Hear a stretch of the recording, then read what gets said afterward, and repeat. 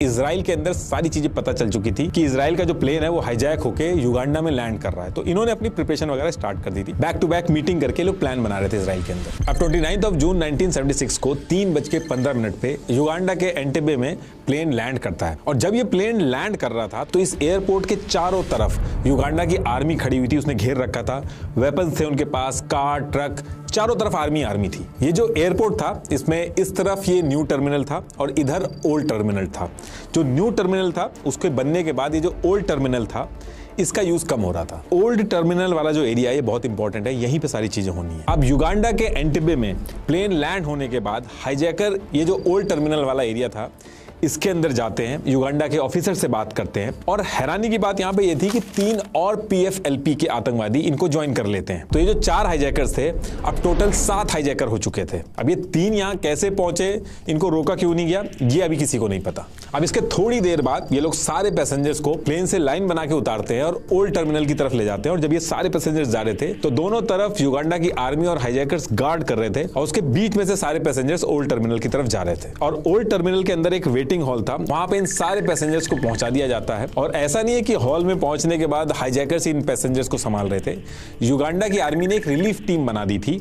जब हाईजैकर्स ऊपर जाके रेस्ट कर रहे थे तो वो लोग इन पैसेंजर्स को संभाल रहे थे। और इसके थोड़ी देर बाद ईदी अमीन जो था वो हॉल के अंदर आता है, सारे पैसेंजर्स को स्पीच वगैरह देता है। बेसिकली ईदी अमीन इस टाइम पे ऐसा बताना चाह रहा था कि वो एक मीडिएटर है और मजबूरी में ये सब करना पड़ रहा है उसको ताकि पैसेंजर्स सेफ रहें। अब इसके थोड़ी देर बाद, ज्यादा वेट नहीं करते हैं हाईजैकर्स, वो अपनी डिमांड की एक लिस्ट बनाते हैं। इनकी डिमांड में ये था, इनके ग्रुप के जो 53 लोग जेल में बंद हैं, जिसमें से 40 इजराइल की जेल में बंद हैं और बाकी फ्रांस, जर्मनी, कीनिया और स्विट्जरलैंड की जेल में बंद हैं, इनको तुरंत छोड़ दिया जाए। इनको $5 मिलियन दिए जाए। जैसे ये इनको मिल जाएगा ये सारे पैसेंजर्स को छोड़ देंगे। अब ये सारी डिमांड देने के बाद 1 जुलाई दिन में 2 बजे तक का टाइम दिया, यानी कि डेडलाइन दी इनको कि अगर इस टाइम तक ये सारी चीजें नहीं हुई तो सारे पैसेंजर्स को ये मार देंगे। तो फिर सेम डे यानी कि 29 जून 1976 को ये सारी डिमांड युगांडा की गवर्नमेंट के थ्रू इजराइल और बाकी कंट्रीज के पास पहुंच जाती है। अब ये करने के थोड़ी देर बाद ही हाईजैकर सारे पैसेंजर्स के पासपोर्ट लेके उनके नाम अनाउंस करते हैं। जो लोग जूस थे, इजराइल से थे, उनको सेपरेट एक ग्रुप में कर रहे थे और जो नॉन इजरायली थे उनको एक ग्रुप बना के अलग कर दिया था। जितने जूस और इजरायली थे उनको दूसरे हॉल में शिफ्ट कर दिया गया था। सारे के सारे इजरायली एक तरफ हो गए थे, लेकिन एक इजरायली था जिसके पास ड्यूअल सिटीजनशिप थी, तो वो नॉन इजरायली पासपोर्ट पे ट्रैवल कर रहा था, तो वो अकेला एक बच गया था। वरना सारे के सारे इजरायली भले यूएस सिटीजन हो, लेकिन अगर वो जू है तो उसको भी ये इजराइल वाले ग्रुप में ही डाल रहे थे। तो इस तरीके से इन्होंने सारे पैसेंजर्स को 2 ग्रुप में बांट लिया था। बस एक पैसेंजर उस टाइम पे बहुत ज्यादा बीमार हो गई थी, तो उसको उसी टाइम पे युगांडा की सिटी में एक हॉस्पिटल था, वहां पे ट्रांसफर कर दिया गया था।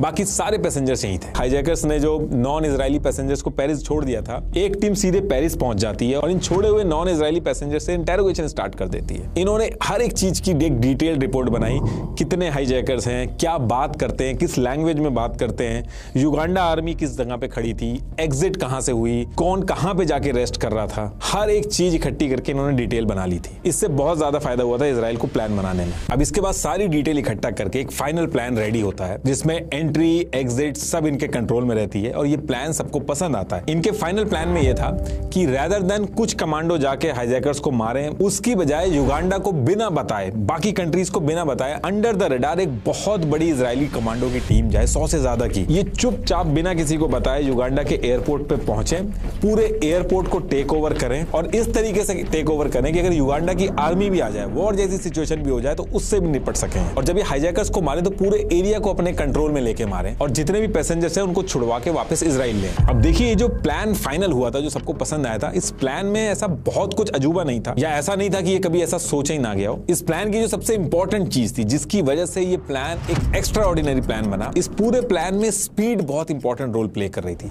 स्टेप बाय स्टेप एक स्पीड डिसाइड की गई थी कि सारा प्लान एक पर्टिकुलर स्पीड से एग्जीक्यूट किया जाए, तभी एक दुश्मन कंट्री में उसकी मर्जी के बिना जाके आप प्लान एग्जीक्यूट कर सकते हैं। इसीलिए ये जो ऑपरेशन था, इसका नाम रखा गया था ऑपरेशन थंडरबोल्ट।